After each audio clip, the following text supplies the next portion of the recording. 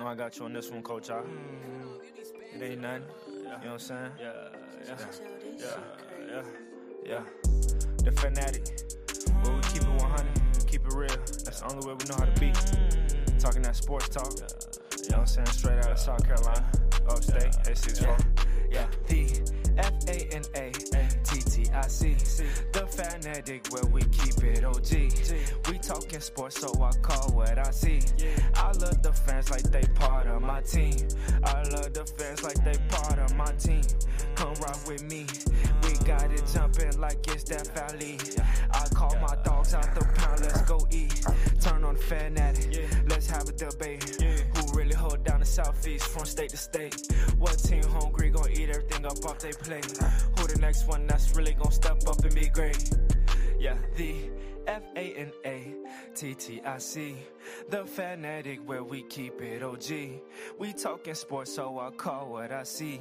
I love the fans like they part of my team. Yeah, part of my team. I love the fans like they part of my team.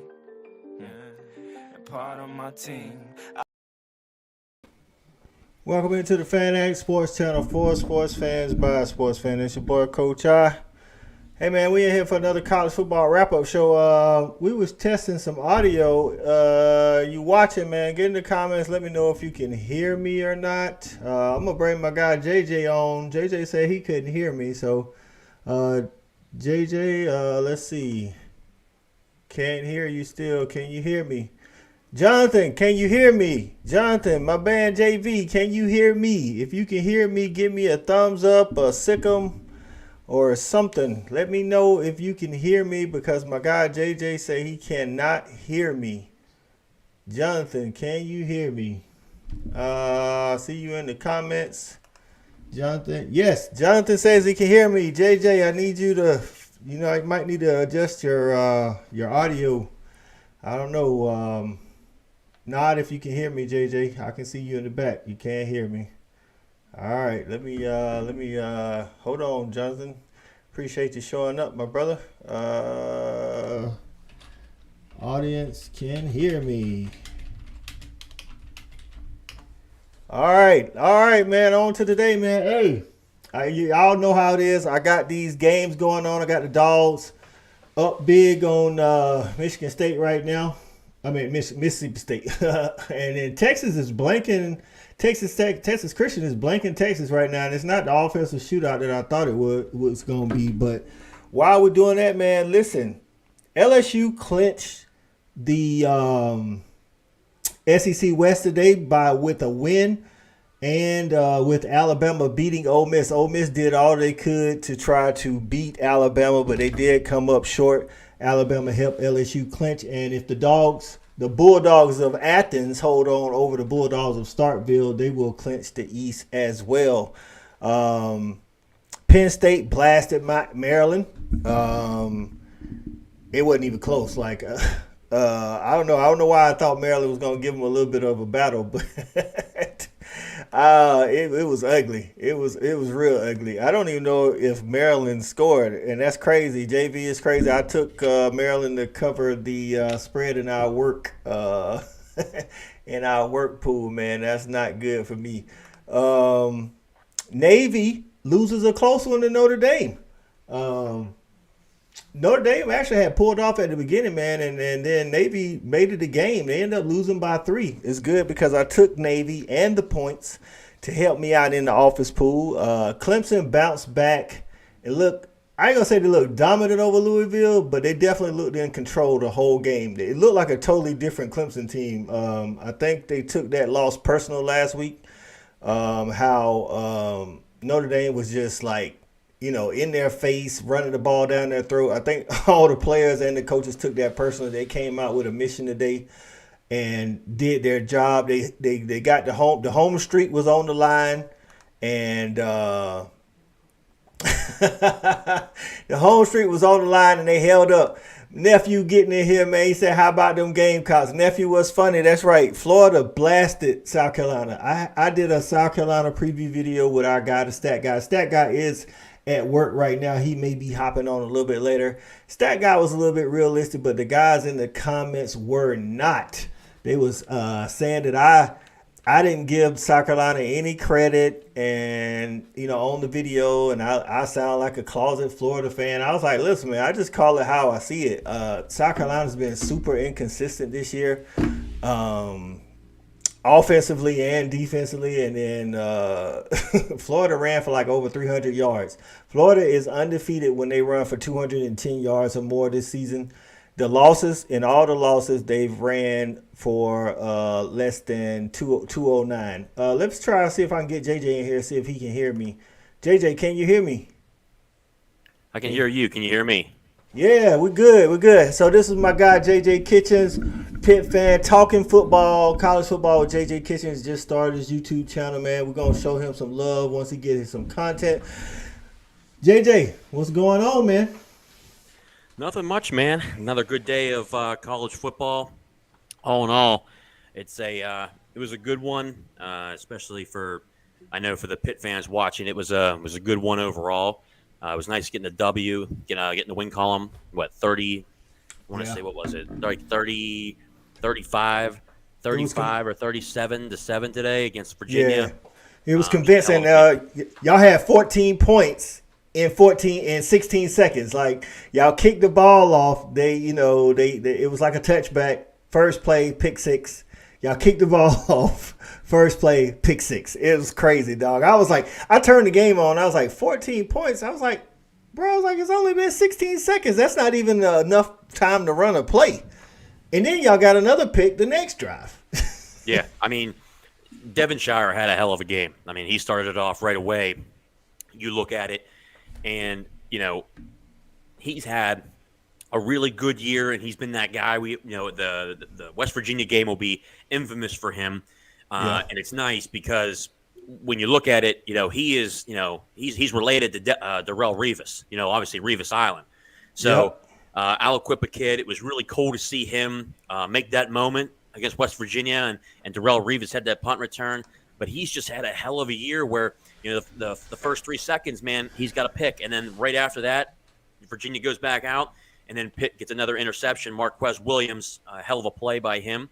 And just like that, they're up 14-0. It didn't stop from there. Pitt's defense played a hell of a game. The offense did well in the first quarter, into the second quarter. A little lackadaisical in the second half. But overall, man, Pitt's defense has been doing what they're supposed to do. An elite-level defense. Had 8 sacks today. Just a hell of a day, man. It was, man. And like you say, DB, he had a great day, man. And that was to start the day off today. One thing, man, that's puzzling to me, JJ, last year, Brennan Armstrong was a good quarterback. And is it Tony Elliott in the system, or is he, I don't know. It's like he's regressed like a lot. It's not even a little bit. It's a lot. He's regressed so much that I think that, people don't realize how good of a coach Bronco Mendenhall really was. And I think that in reality, what you're seeing is you look at it overall, his entire offensive line is pretty much gone, whether it's through the transfer portal or through graduation. But his just reading the defense, going through progressions, that's what you want to see from an future NFL quarterback. He's not doing it. And you look at Tony Elliott's offense last year when he was at Clemson. Yeah. DJ had a major issue with that. So in reality, I guess when you look at it, the first thing that really pops to mind is it his offense, and is it really him not developing these quarterbacks? Because how does a guy like that, who averaged over 330 yards passing a game, where Pitt held them in the first half? I know I have to get the results from today, but the first half, they had 61 total yards of offense in the first half, had 4 sacks in the first half. Just the reads were not there, and he was under. Don't get me wrong, he was under pressure all day. Yeah, and like you say, Pitt defense played good, man. But some of them reads, I'm like, bro, like who are you throwing the ball to? And shout out to John Foster in the comments, man. He said his TCU game is ridiculous. It is ridiculous considering I think the over/under was over 60 in this game, or at least like 55 plus, and the score is 10-3. Like both defenses are not giving up big plays. Honestly, I can't call it. I want TCU to win just so I can see an undefeated Big 12 team, but I don't know who's going to win this game, man. The running game hasn't been there for either team. They haven't had explosive plays. Now to TCU's point, their star receiver, I want to say Quentin Johnston or Quentin Johnson. TCU fans correct me on the pronunciation. He was a question mark coming into this game, so he wasn't 100%, but still, like, nobody's giving up anything in this TCU Texas matchup. When you look at it, I'll tell you what. If TCU wins this game, it'll be a ranked win, of course. I think overall, people were really looking to see what kind of team this was going to be for TCU going into. You're going into Longhorn Nation. The way I look at it is, if TCU wins this game and they play tremendous defense like they are, you got to give them respect, and they're clearly in the top four. This is a top four team. Then you can't look at it and make excuses about why this team isn't there, or the lackluster part of the Big 12, the teams that they've beat. But when you look at a team like Texas, especially with the talent that they have, but then actually shutting them down for now 3 quarters, only giving up 3 points, it's the hell of a ball club. And I think that people got to start realizing Sonny Dykes is for real, and we got to start talking Coach of the Year, because now you're in the charted waters of first year guy. How does this team go from an average team last? Oh, look like my guy Jonathan lost a little internet connection, but he's right, man. Sonny Dykes is doing a hell of a job out there at TCU. First year in, man. Like, this is a like, I know Heupel's getting, Heupel's done a hell of a job too at Tennessee. It's his second year. You got Dan Lanning out there at Oregon right now. Oregon and Washington are battling through it, but like JJ was saying, man, Sonny Dykes' first year, new staff. And TCU wasn't even good last year, so it's not like it was he walked into a situation where he had, like, all Americans all over the place, and he's doing a hell of a job, man. Shout out to my guy Priest Perry. Say he gonna join the show right after the Dogs beat State. Yeah, we got 6 minutes and 50 something seconds left in this Georgia Mississippi State game. Georgia's up 38-19, win tonight, and they clinched the East for the 5th time in 7 years under Kirby. We're going to talk about Coach of the Year candidates later on, but Sonny Dykes is definitely up there. Dan Lanning, Heupel, Kirby. I mean, considering what he lost and what he's doing. But let's get to some more of these games, man. So Tennessee blasts Missouri, and when I did my preview, JJ, I said that Tennessee may start slow, but then they would come on and score a lot of points. And that's exactly how they started. Today they started as if they had that hangover from Georgia. It was 7-7 at the end of the first quarter. And then all of a sudden, Tennessee unleashed the beast and scored 66 points on Missouri. Yeah, I mean, they just turned it on. I mean, it was ridiculous. The amount of how well that team played, especially down the stretch, that's something you got to consider. And just overall, they're just continuing to earn respect. That's the way I see it. Yeah, and I honestly, at this point, even if TCU wins out, I think Tennessee's pretty much in, unless Michigan and Ohio State plays like some kind of overtime thriller that it's a field goal, walk-off field goal type deal, or maybe even a double overtime type deal. Like, I just don't see a path, especially with Oregon, basically struggling with Washington. You know what I'm saying? Like, they needed to look dominant to keep their chances in.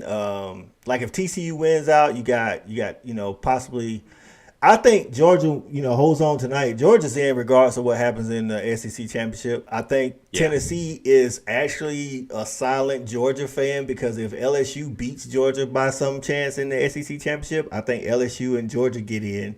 You know what I'm saying? And Tennessee doesn't get in. But South Carolina hammered by Florida that we talked about.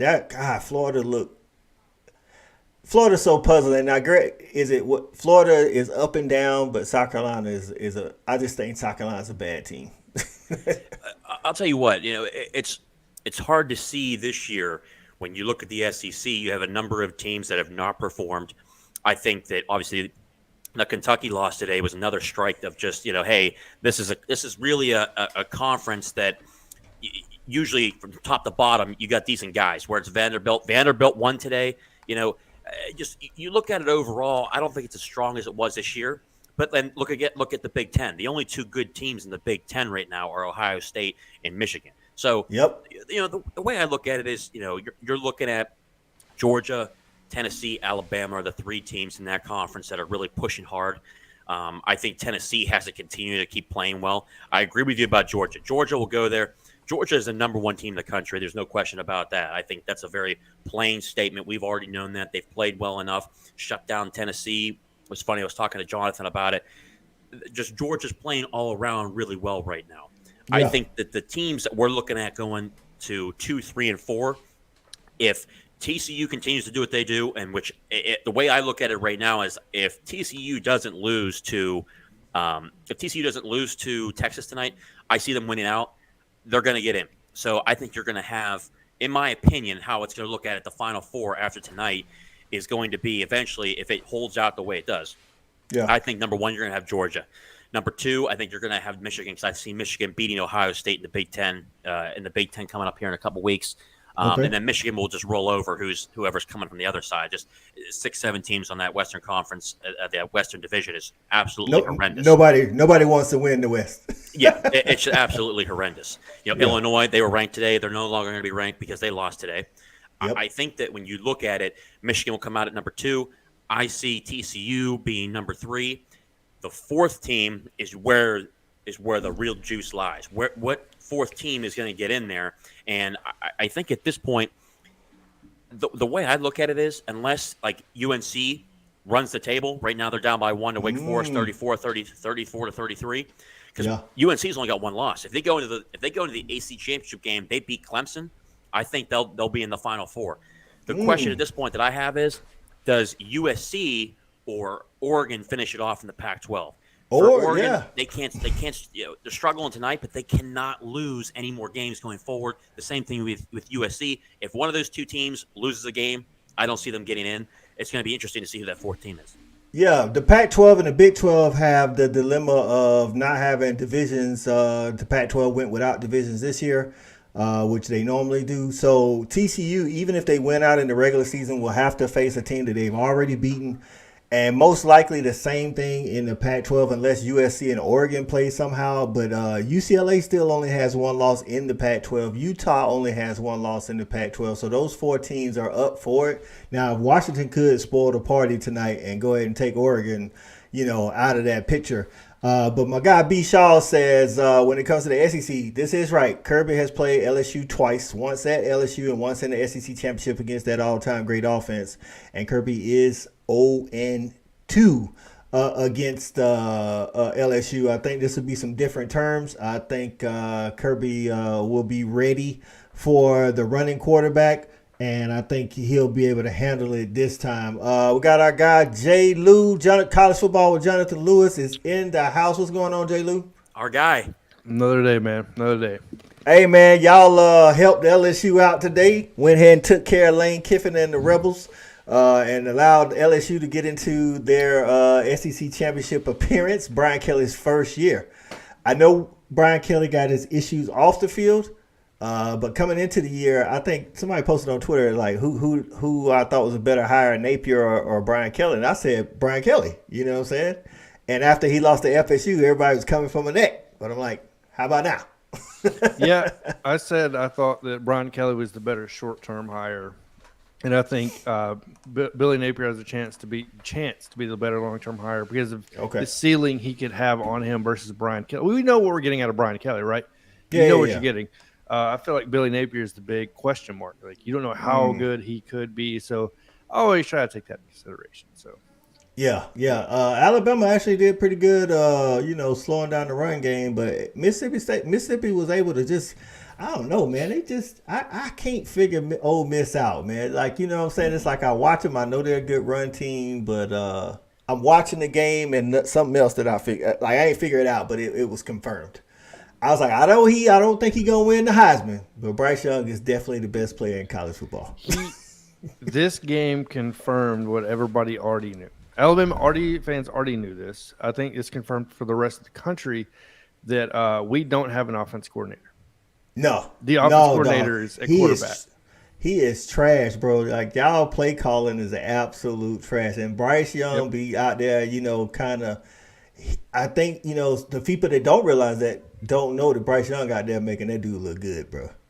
He's been calling his own plays since high school in modern day.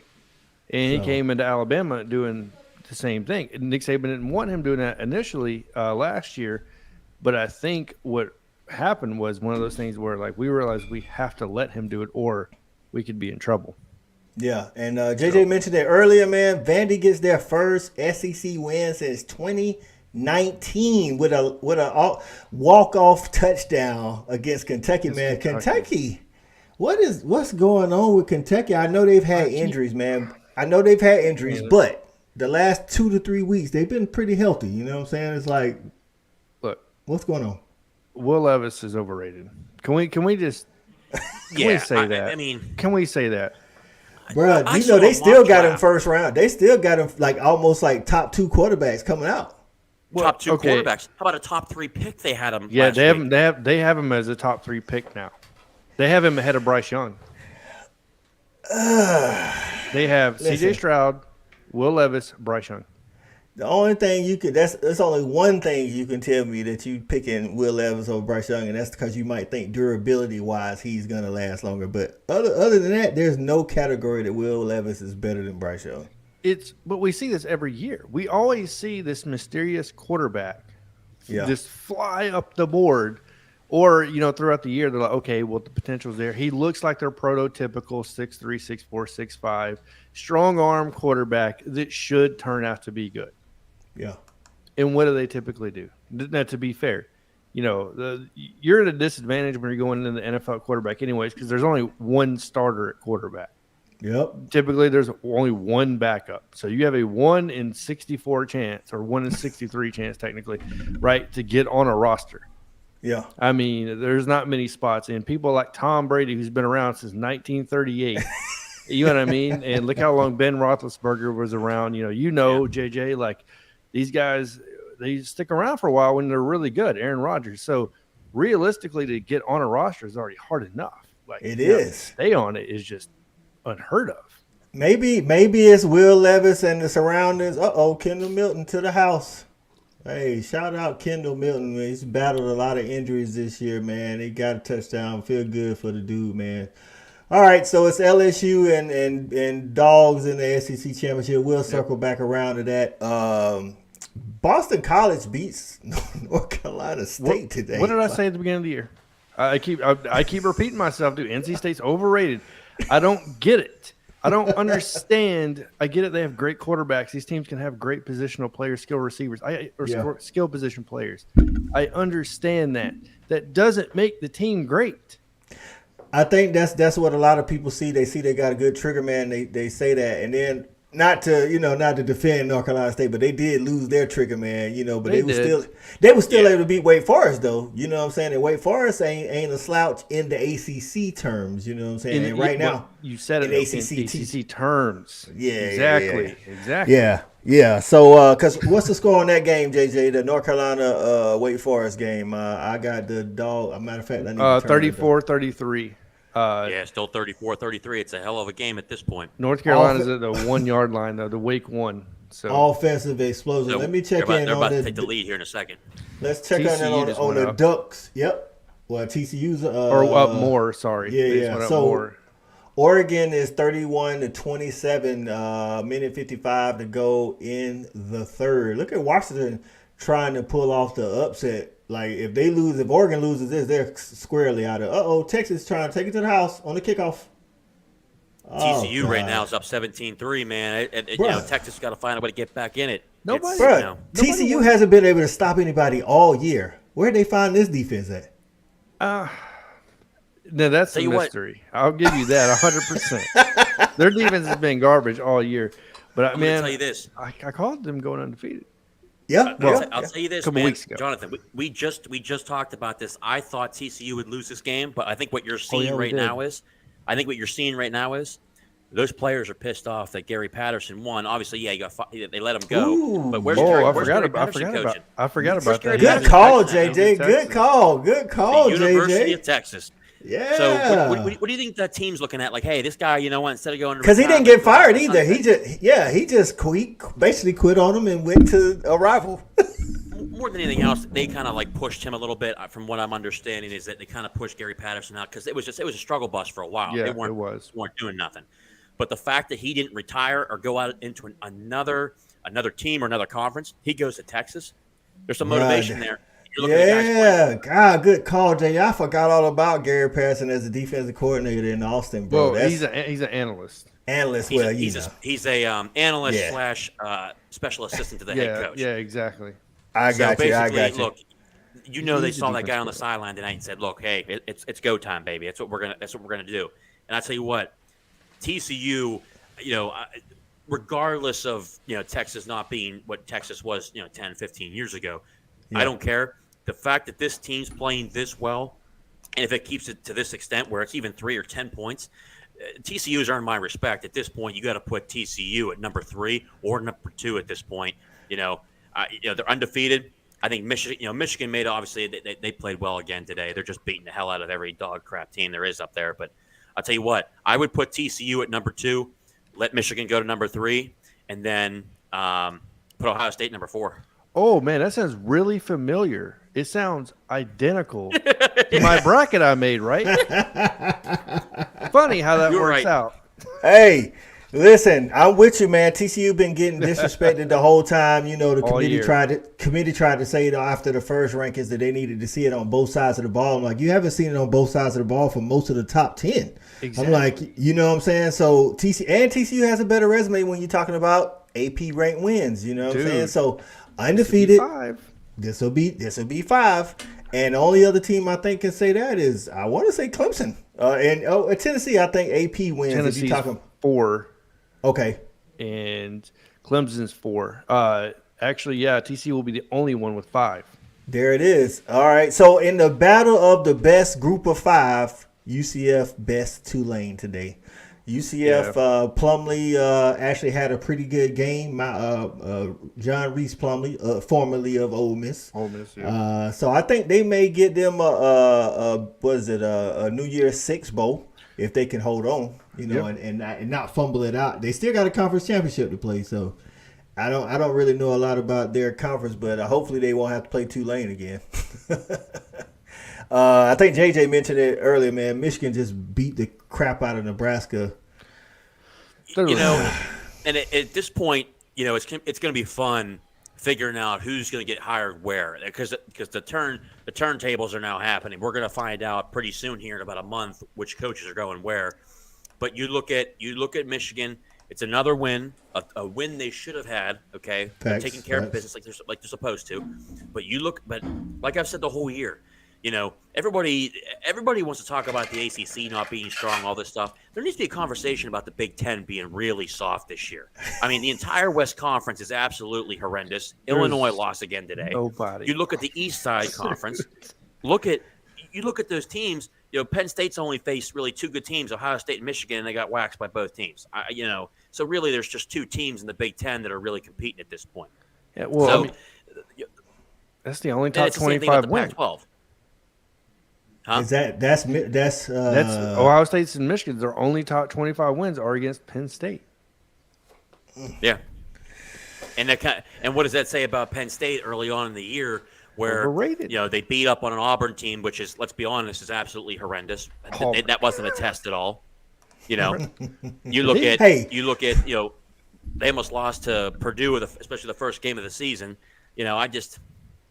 You look at that conference overall. I'm a little shocked at what they've really just put out. It's starting to become a conversation. Like, hey, they're starting to slip. Yeah, my guy Pre say where's he said where's Kentucky? Hey, somewhere sitting around trying to figure out how they became Vandy's first SEC win since 2019. Hey, Mark Stoops is probably signing the paperwork in Nebraska right now.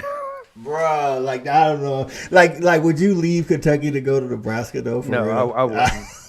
Of course I wouldn't do that. But I'm like JJ. I'm interested to see where something like I want to see what they're gonna do in Auburn. Are they gonna retain Cadillac? I don't know. Are they gonna go after? So I don't think Prime is going to either one. And I want to know what Georgia Tech's doing.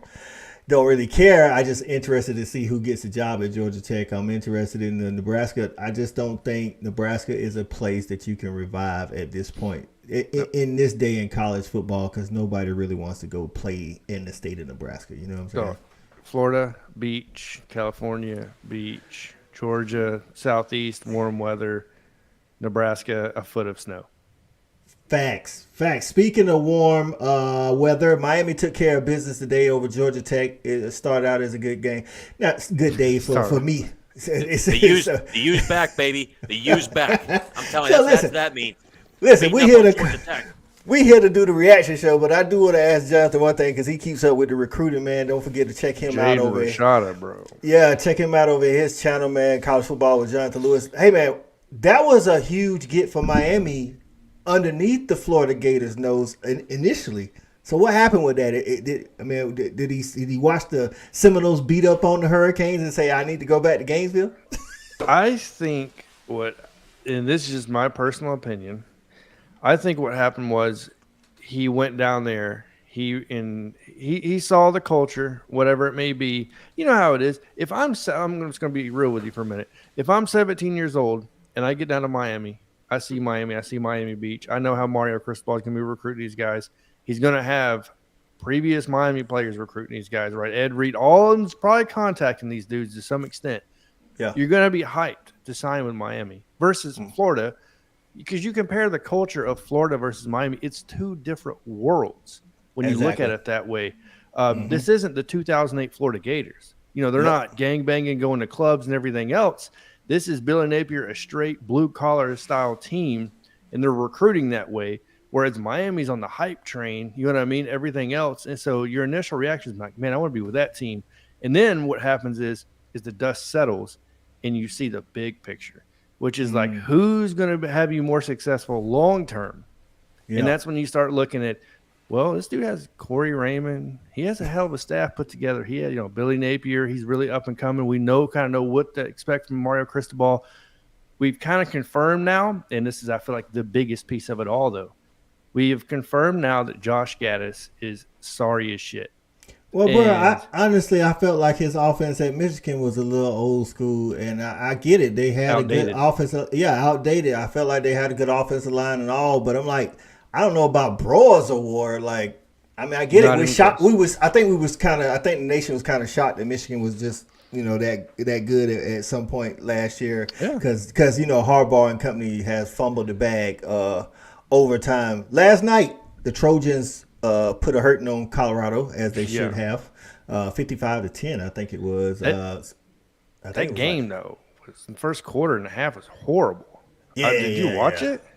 I didn't watch it till it was the second half because it was bad, man. 3-2 in the second quarter. It was 3-2 with Colorado leading. 3-2? 3-2. I was like, what am I watching right now? That's what I'm saying. USC, especially with the eye test, I mean, it's not passing. I mean, pretty much, they're undefeated, but I don't personally, well, they got one I loss. don't know if they beat Oregon. I really don't. Yeah, they got one loss. They lost to Utah in Salt Lake City. Utah went for the 2-point conversion, but I'm like you. I feel like their offense is pretty decent. But I just don't. I'm not buying the Trojans. You know what I'm saying? I'm gonna tell you another game that was hard to watch today. Even though LSU clinched, that LSU Arkansas game was hard to watch, man. Sam Pittman making bad decisions. He should have got the 3 points early on when it was he was up 3-0, and then he was in field goal range. He had a chance to go up 6-0, and instead he went for it on 4th down, and he ended up losing by 3. I'm like, bro, I was talking to Shawty Thad earlier, and I was like, that was a bad call, man. He should have took them points. That's why I thought TCU was smart to end the first half, taking that field goal to go up 3-0. I was like, yeah, that's one of those, like, you got to take the points. And what about Arkansas? They were ranked 10th. People had them hyped up, possibly winning the West. And then they just, you talking about pressure cooker, man. They 5-5 right now, dog. They still trying to get bowl eligible. Shout out to my guy, Terrell Bynes. Go Dogs. That's right, man. Dogs clinch. Only thing, like, the Dogs played pretty good today. The only thing... Like, I don't understand. I'm not even mad about the punt return the guy took back. I'm mad about my guy Dominic Blaylock dropping the third and short to lead to the punt to let the guy return it. Other than that, I figured Mississippi State was going to put up points here and there, so it's not a big deal. Go ahead. Sorry, no, I was going to say, look, if Auburn beats Texas A&M, something's got to happen, dog.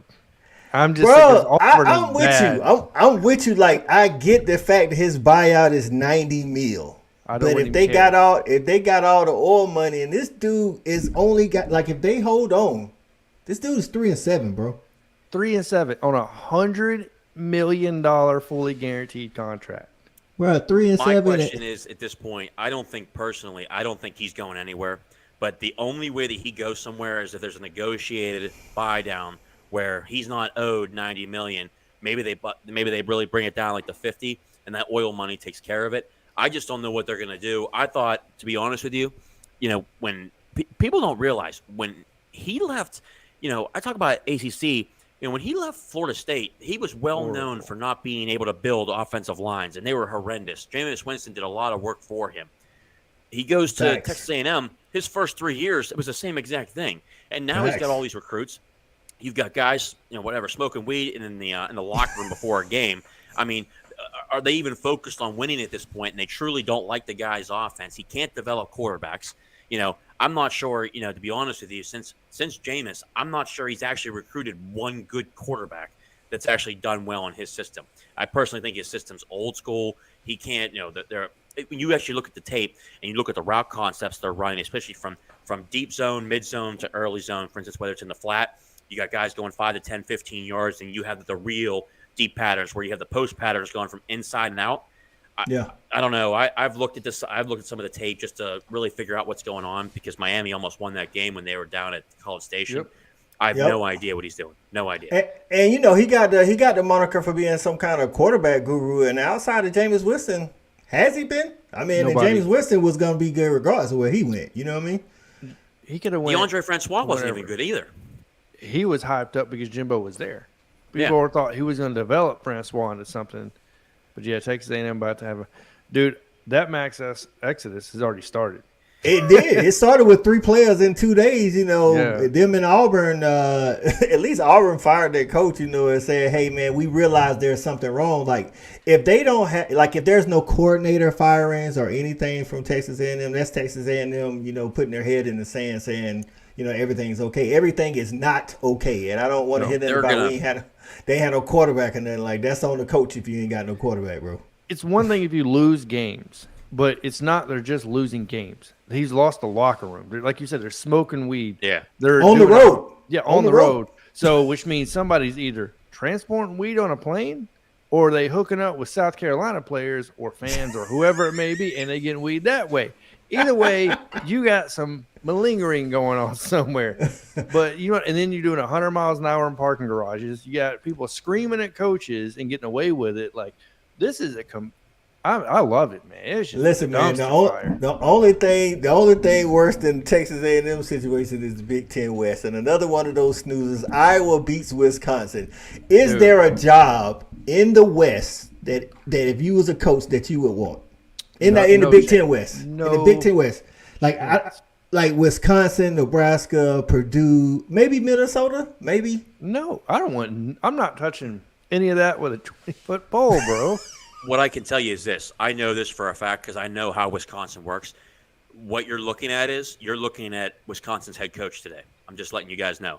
Jim Leonhard will be the head coach there for the future. That's why they got rid of Paul Chryst. Do I agree with them getting rid of Paul Chryst? No. I thought Paul Chryst was just – he was like – I'm not sure if he was awake while he was here at Pitt, but he was horrendous when he was here, the losses that he had. But they got rid of Paul Chryst, which was the wrong thing to do, and they got rid of him because Barry Alvarez isn't there anymore running the athletic department, and he ran a hell of a job when he was there. But the fact is, Jim Leonhard, that guy, basically what happened is if the fact that they got rid of Paul Chryst is because someone clearly said Jim Leonhard's going somewhere else. Jim Leonhard, a former walk-on at Wisconsin, was a hell of a ball player, tremendous player for Wisconsin.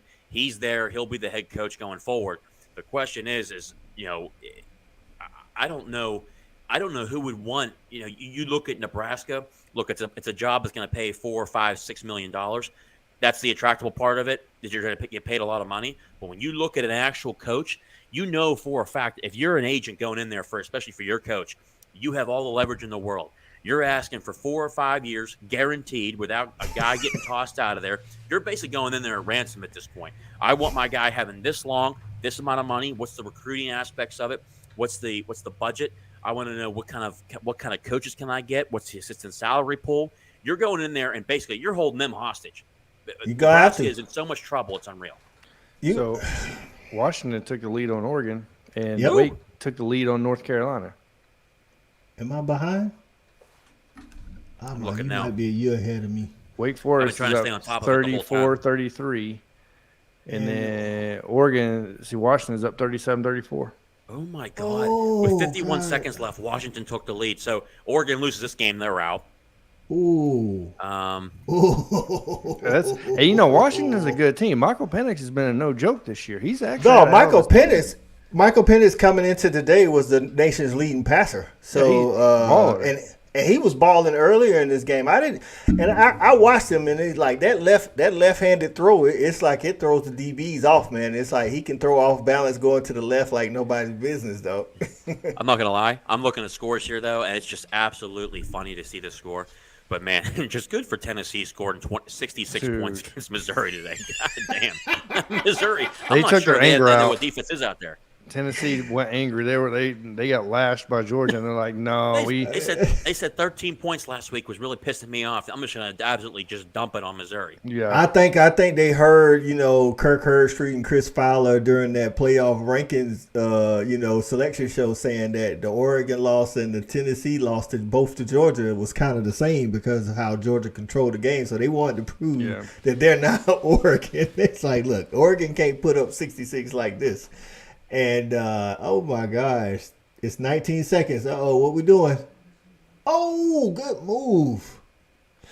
Look at Washington. Don't blow it. And Washington's 7-2, by the way. Yeah, they've had a really good season. Not pretty good. They've had a really good season. And you know what? Good for Bo Nix. He couldn't have to a nicer guy. Listen, after he was talking trash, I was kind of hoping he won the Pac-12 and got into the playoffs in that fourth spot so he can eat them words talking about if they see the Dogs again, it was going to go different. If they can't beat Washington, then I don't think Georgia's a question. So TCU, 5 minutes to go in the game, 17-3 still.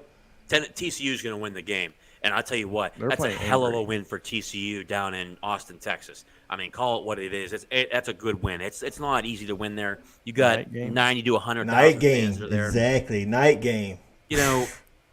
Just good for them. You know what I mean? I don't have a problem with that. If anything, now they've actually earned my respect to where now I would put them at number 2. You got to give them that at this point. Oregon's clearly going to lose this game unless Washington somehow finds a way to blow this. So Oregon will be out of this. So the only team left in the Pac-12 that can have a chance to get in it is USC. UCLA. And UCLA still only got one loss. They only got the one loss to USC. Oh, no, I meant to Oregon. They still have to play USC, but they lost bad to Oregon. Oregon beat them bad in Autzen. Michael Penix Jr., 26 for 30 of 35, 408, 2 TDs, God bro. Almighty. Jeez. Bro, he was balling today. If they can hold on here, Bo Nix and company is first and 10. They got 14 seconds. Looks like no 50-yard line. No timeouts, though. They don't have any timeouts, so they cannot throw it to the middle of the field. Did you guys see the face mask Alabama Dallas Turner had on Jackson Dart today? I thought he broke that dude's neck. I thought he died. I literally thought his head came all the way around and snapped his neck. They got one more play. They got a first down. They got a first down? They got a first down. They can spike it. It's 6 seconds. They can spike it. That's all they can do. They had to Washington, 30, 35, somewhere in there? Oh, no, I'm not watching the game. Smart play. The wide receiver that caught the pass stayed on the ground. Injury timeout. Oh, there we go. Wow. Lane Kiffin's favorite move. Injury timeout, baby. 6 seconds to go. First and 10 from I want to say it's like the 36, maybe the 35, 37, something like that. I'll tell you what, Lane Kiffin earned my respect when he went on Paul Feinbaum's show and said, look, hey, Feinbaum, you got me fired at USC about 8 years ago. He goes, I had to turn the goat on you. I had to send him all your articles talking bad about Alabama. Send him to Miss Terry, too, his wife. Ooh, dude, I knew he said send him to Nick, but I didn't know he said that on national television. Yeah, he said on national television. He straight up told him, hey, you had me fired. you colluded basically with the AD at USC.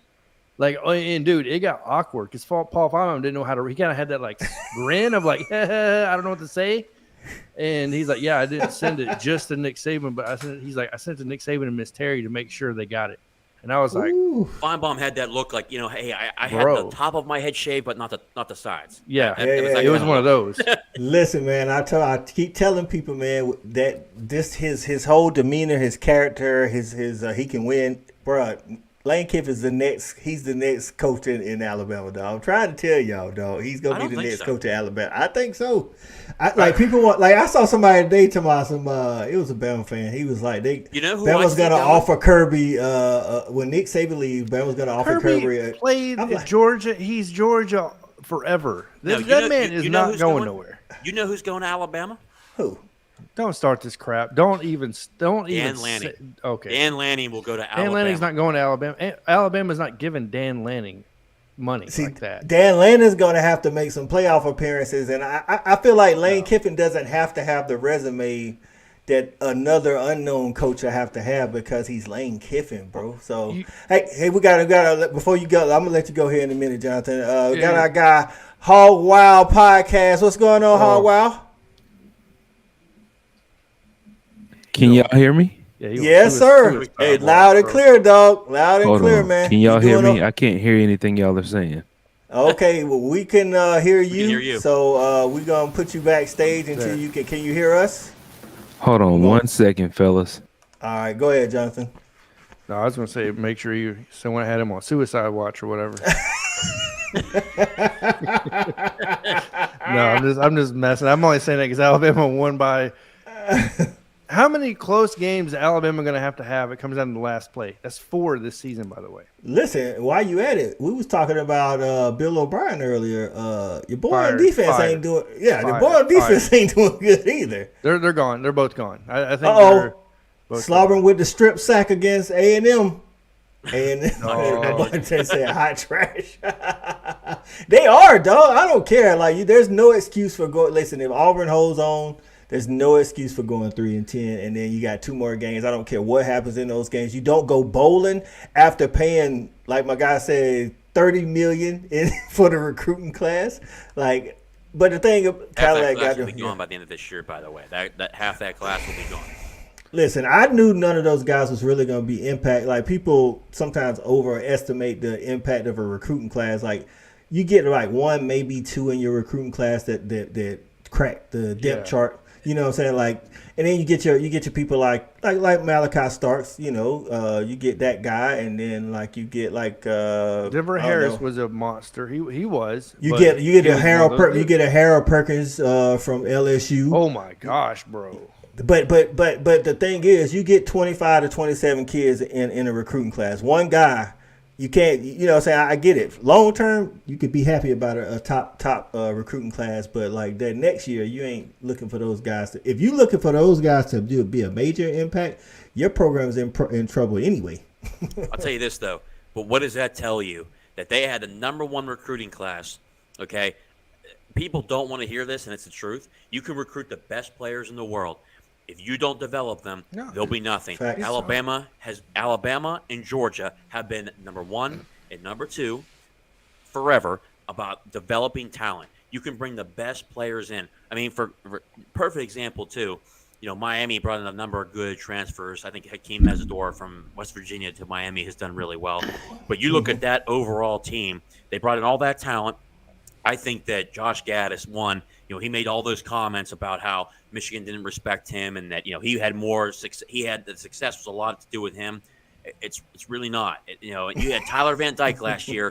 He was averaging 320, 330 yards of passing per game. He's below like 250 this year.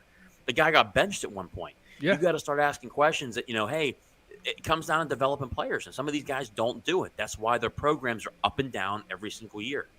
That's facts, man. That's facts. They reviewing a play here for Washington and Oregon. I didn't see it, but it's only 1 second to go, and it's 2nd and 10, by the way. 4 minutes. Washington 38, I think. Yeah, 4 minutes and 41 seconds. TCU has the ball. They're still up 17-3, 2nd and 9. And Texas had to use a timeout on the previous play. So they only got 2 timeouts left. My guy Priest Perry says, Coach I, tell me why we can't be the national champions. I think Georgia has everything to be the national champions. I just think it's like when we started the year, I think me and Jonathan talked about it. I didn't pick Georgia to win again because it's hard to repeat. That's why like Alabama did it. I think Well, think of that too. Just the amount of players, the amount of players they had to replace. But at this point, I don't think there's a team that we can't beat. I'm not saying we will win the national championship, but I don't think there's a team that we can't beat. I think there's probably, honestly, I think there's 2 teams that can win the national championship right now. That's just me. I got one. I got Georgia. You don't think Ohio State can do it on the neutral field? I don't think they have the defense. Okay. The problem with them is small, in my opinion, on the defensive line when you look at compared to Georgia's offensive line. Yeah. The matchups favor, in my opinion, Georgia in every scenario. And look, we already went over this. Don't get me started on this. Michigan is one-dimensional. They're not going to be able to throw the ball. This was a great conversation. And let me tell you something right now. It's going to be a repeat of last year if it happens again. And they had Aiden Hutchinson last year. And we saw how much that impacted the game. Yeah, 0, none, nilch. Yeah. And it would be the same thing of last year. Ohio State, in my opinion, would give them a better matchup. I don't think they could win. And then you look at the rest of whoever you want to put in that conversation. TCU does not have a defense that's going to hold up to Georgia. It's just not going to happen. Yeah, so I think Georgia can win it, but like you say, you know how it is on when you get into playoffs and like today. I felt like today it wasn't that Mississippi State played good enough to score 19. I felt like Stetson took some chances here and there, and sometimes he get a little comfortable. I don't need him getting comfortable against people, and that's why I say, like, do I think we're the best team in the nation? I do, but am I going to guarantee a national championship? That's hard to say, bro. You know, like you get a whole month to prepare. Like if we match up against Michigan, I just don't listen, man. If you have to count on the run to beat, you're not beating a Kirby Smart defense. That's just, I don't see it, because Kirby's first inkling is to stop the run. It doesn't matter what team you are. He's gonna make sure whether he trusts his 5 to stop you like he did against Tennessee, or he has to put more in the box like he would probably do against Michigan. I think he's shutting that down. You know what I'm saying? Another one. Have you guys talked about Oklahoma lost to West Virginia today? Bro, I was watching earlier and ended up having to help my son, my nephew move some furniture, but I was like, what's going on with, like, listen, man, I get it. Oklahoma. I was going between that game and the Pitt game. Let me tell you something. I have to admit, both of those teams are really good at sucking, and I can't even get over how bad those two teams played. Like Brent Venables, I think he could potentially be a great coach, but some of the decision-making that was made in that game, I mean, neither team really wanted it. And, you look at West Virginia, they've really, I mean, neither one of them guys. I mean, it was a toss-up the entire time. And then before the end of the half, Oklahoma scores, goes up by, what is it? They go up by, what? It was like, I want to say. It was like 10? No. It was 10. It was 10-3 or something. I can't remember. But they go down the field. Or no, it was 10-0. It was 10-0. Oh, they did? Touchdown? Yeah, it's 17. Yeah, 17-10. I wasn't watching, but they just kicked it off. It's 17-10, 4 minutes and 25 seconds, which means they either had a scoop and score or a pick six. So, hey man, but listen. Speaking of that Oklahoma West Virginia game, listen, the Dabo coaching tree ain't looking good right now. Scoop and score. Dabo coaching tree ain't looking too hot. You got Brent Venables. I get it. It's his first year. Again, I think Tony Elliott not looking good. Turning Brendan Armstrong, who last year was one of the best, if not the best quarterback in the outside of Pickett. He was probably the second best quarterback. Him and Tyler Dykes down the stretch. Tyler Van Dyke, and then Jeff Scott just got booted from South Florida. And by the way, Washington did win 37-34. Oregon's out. Oregon's out of here. Oregon is out of here. All right. So now we got Georgia, Michigan, Ohio State.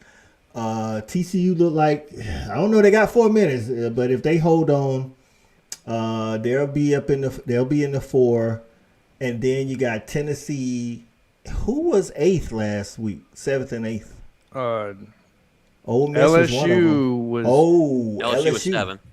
LSU was 7. LSU will now be and 6. USC was 8, I think, right? Was USC and there? USC was 8. You right. So now they'll be 7th. I feel like Oregon losing hurts USC. Okay, really? because USC needs to play down the line. They'll need some power win to help strengthen their legitimacy to get in the conference in playoffs. Because right now what they have left, they have UCLA, who I want to say is ranked 12th, I think. Yeah, they're around that. They're around that. Yeah. And then Oregon's gonna drop from 6 to probably about around 15, 16. Yeah. So they'll have some top 20 chances, but they won't have that signature. Exactly. You know what I'm saying? And I mean, unless UCLA comes out here in a minute, Pac-12 after dark starting, I think and blast Arizona like nobody's business. But I don't know if that's really impressive either. So I'll tell you one thing: Florida's looked kind of impressive the past 2 weeks. They thubbed South Carolina the way they should have. They beat South Carolina down. I think he's a hell of a coach down there. By the way, just give him time. I know Florida fans wanted him fired before he even coached the game this past year. They really did. So amazing. I just don't understand that for the life of me. But give that guy time. I think he's going to do a hell of a job down there. Just give him the resources that he needs. Don't be slouching from behind the scenes. Give him what he wants. And you saw, especially that flip that they got from Miami. You got to look at, hey, do you want to go to Miami where clearly they're having major issues developing quarterback. Offense was really bad. Or do you want to go to Florida right now that's just humming at this point where you can see the progression? A guy in his first year, you had two first year head coaches. Figure out which one you want to go with. Florida seems like the better option for sure. So Terrell says Tennessee doesn't deserve to get in the playoffs, especially when you didn't win your division. Listen, I'm with you, Terrell, but how they kept them up in the play I think this, I get it. Conference champion is not automatically in, but if you didn't play for your conference champion, and I said it when Alabama ended up winning 2017, they won the championship, they was the champions. But even going into that year, I think, man, if you don't win your division, how are you gonna be the best team in the nation? You can't win your division. 2011, yep. Alabama lost to LSU, didn't win their division, and ended up beating them in the national championship. 2017, same thing, and then they beat Georgia. I'll put it to you this way too. In a couple of years here, when we go to 12 teams, Tennessee, if that was happening this year, Tennessee would be in regardless, obviously. Oh, yeah. Tell me this, though. To be honest with you, too, people were really complaining about the 12-team playoff. There's a number of teams that wouldn't win anyways. But I think what they're doing is especially the viewership, getting more people in. You have those each year. I think you'll have a couple upsets. You'll have a couple teams where they have no business going to the national championship game, but in those first or second round games, they make it a game. I think it's only going to help college football by putting those. You get the Power 5 teams. You win your conference, you're in. The 6th team, boom, you're in. Okay, whether it's a group of 5, they'll have no shot, but at least they're in. And then you have the at-large bids. I think it overall will be good. Yeah, shout out Priest, tell Jamie, shout out to the Mountaineers. We've been keeping up with them because of JT Daniels, if nothing else. So shout out to the Mountaineers for getting the win today. So with today, man, we got a couple of conferences locked up for a conference championship. It's looking like it's going to be, unless something crazy happens, I still think North Carolina, even with a loss, if they end up losing to Wake Forest, I think they already locked up. Yeah, I think it's Clemson and North Carolina. How we feeling about that? I think North Carolina, if they don't turn the ball over, can beat Clemson. Drake May is for real. Balling, bro. The kid's a stud. That kid can throw the football, and he can. But the difference between him, though, when you're a good quarterback, is not just the throws, the NFL throws. It's reading the defense, going through progressions. A lot of these guys, especially. You look at some of the guys overall, like, for instance, I still don't understand why Levis is in that conversation because he can't read defenses. But whatever, I digress. I get back on point. You look at a guy. Yeah, you look at a guy like you look at a guy like Drake May. He's able to go through the progressions and understand where the throw goes. Yeah, and TCU just beat Texas. Yep, and ran it down their throat. They ran did. it right down their throat. Speaking of Pac-12, look at this guy. Speaking of Pac-12 after dark, Arizona goes out first drive and scores on UCLA like they're not even on the field. Bro, the Pac-12 is so like you just don't know what's going on out west, dog. I mean, UCLA, of course, I still think they're going to win, but back to the ACC. I think North Carolina has a good chance to beat Clemson in the ACC championship because of Drake May. I'll say it right now. I agree. I'll say it right now. UNC will win the ACC this year. Because you go look at Clemson. They cannot score. They struggle to score consistently. DJ is not the guy. And why he continues to play him, don't understand. Idea. Klubnik should be in there. Yeah. There is no doubt about it. You know what makes me sick to my stomach in every possible way? Drake May was committed to Alabama. He was. Really? And he flipped because we brought in, I forgot who we brought in out of my mind. There we go, Ty Simpson. Ty Simpson. When Ty Simpson committed, Drake May flipped. And I was like, it just makes me cringe almost right now. Seeing Drake May do what he's doing, it's just like, man, that guy could have succeeded Bryce Young. Yeah. Like, really? Yeah. So, I don't know who's gonna play the winner of the Michigan-Ohio State game in the Big Ten, and I don't think it really matters. Whoever wins that game is the Big Ten champion. This Big 12 TCU is now locked in to appear in the Big 12 championship. I think it's between Kansas State and I think because Kansas State won today, I think. See, Texas has 3 losses in the Big 12, but that's the problem. So Texas has 3 losses in the Big 12. Baylor has 3 losses in the Big 12. And I think Texas Tech has 3 losses in the Big 12, and Oklahoma State has 3 losses in the Big 12. Big 12 There's too many. You look at their losses too to the teams they've lost in the Big 12. Just horrendous losses to some of these teams. You just look at it overall, and you look at it, and man, it's just too many dumb losses. And then especially like right now, North Carolina's up 36-34 with $1:55 left in the game. Wake Forest has got to go, 85 yards and $1:50. So let me get that game. What give time a is shout that out, game on? Give a shout out ESPN to 2. UTSA. Shout out. What's out there? So 6-0 conference, 8-2. Hey, right down the road. They put them right. together again, by the way. Undefeated in Conference USA play first year. Listen, and Stanford and Utah not too long ago kicked off. Utah is still in the hunt for the Pac-12. They won't make the playoffs, but they're still in the hunt for the Pac-12. So, I mean, the Pac-12 is especially with the Oregon loss, that's open. There is the North Carolina, ESPN 2. Okay, I got it. All right, so then in the Pac-12, as we see, I think the UCLA-USC winner is going to get into the Pac-12 championship. And if Utah holds on tonight, I think they're in because they got Oregon next week. So they got 1 loss. Oregon has 2. So if Oregon beats them, as long as they beat Oregon next week, Utah is in. How about that? I feel like enough of this isn't being said. People want to talk about the top 4 teams, like, well, this team wins their conference. This one, no, I'm so tired of hearing that too. It's the top 4 teams in the country, period. Yeah. If all 4 in the SEC, or if they're all 4 in the Big Ten, if all 4 are one conference, that's who should go. Listen, I put it out there, man. Like, I thought, listen, at some point. So before Georgia beat Tennessee, and even still now, I still say it's a possibility. If we talking, like you just said, we talking about the top 4 teams? Yes, the best 4 teams. Why couldn't it be Georgia, Tennessee, Ohio State, Michigan? It could be. It legitimately could. Now, TCU could have the argument of we have the most top 25 wins. Yeah. And then you compare that against Michigan and Ohio State, where those 2 will max out at 2, I think.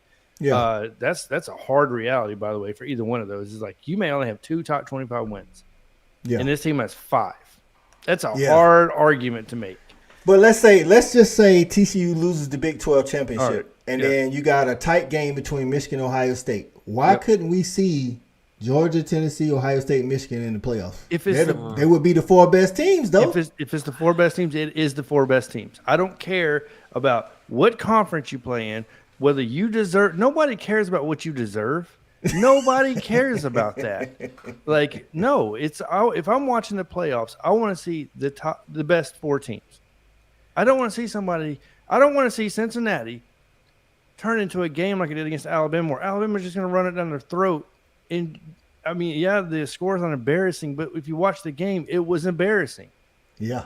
It was hard to watch. It's like, bro, your defense linemen are 250 pounds. And see, like like what you said. So right now, the top 5 teams is Georgia, Michigan, Ohio State, Tennessee, and TCU. Let's say TCU loses the Big 12 championship, and Ohio State and Michigan play a tight game. Why, JJ? You don't think those 4 should be in the you know what I'm saying, in the playoffs? I mean, if they play a tight game, there's a conversation for it. But I guess because there's one loss, I could see it, but I don't know. You got to look at how close. Okay, so then if that's a case scenario that game's that close and they'll have one loss, then you really got to take that aspect and you got to say, hey, Ohio State played a really crappy schedule. So did USC. What if USC runs the table, only has one loss? Are you going to leave them out, whether it's a conference champion, unless they lose? The difference USC is lost to Utah. That's what I was about to say. Unless that's what I'm saying. Like, I think when you're talking about it, if you got the number 2 ranked team playing the number 3 ranked team, and it's a tight game, now your only loss, it comes down to who has the best loss instead of who has the best win. You know what I'm saying? So now you got a loss to the number 2 team or the number 3 team, whereas USC has a loss to the number 15 team or the number or whatever it is. You know what I'm saying? So that's the only thing. That's all. And like JJ said, if you saying the 4 best teams, if from start to finish these 4 teams have been in the top 6 the whole time, at the end they're standing alone. I say you do Big Ten versus. I say you put Tennessee versus Ohio State and Michigan versus. I will say this too: if UNC runs the table here, I don't know, because I'll tell you what, Drake May tonight, 31 of 49 for 448 yards passing, 3 tutties. This is, holy moly! Let me ask you this: 448 yards passing. Let me ask you this: just hypothetical, just like on neutral fields. You think North Carolina can take Georgia, Ohio State, Tennessee, or Michigan? No. UNC or TCU? I think they have a better shot against Michigan and Ohio State. I don't think they have any shot against Georgia. See, okay. But look at Ohio State though. Do you really think Ohio State has a shot against Clemson? Against Georgia? I personally, any of them have a chance against them. That's my take on it.